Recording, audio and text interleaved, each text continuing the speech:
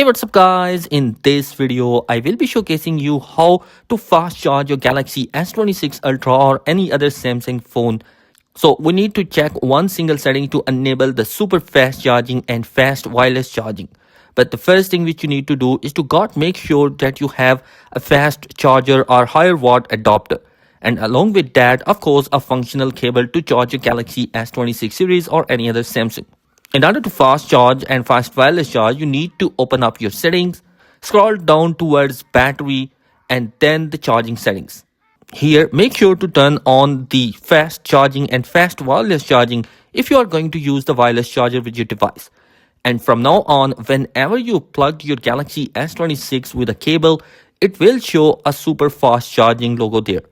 And when using a wireless charger, fast wireless charging will appear on the screen. I hope this video will be helpful for you. Thanks for watching. Be sure to subscribe. Peace.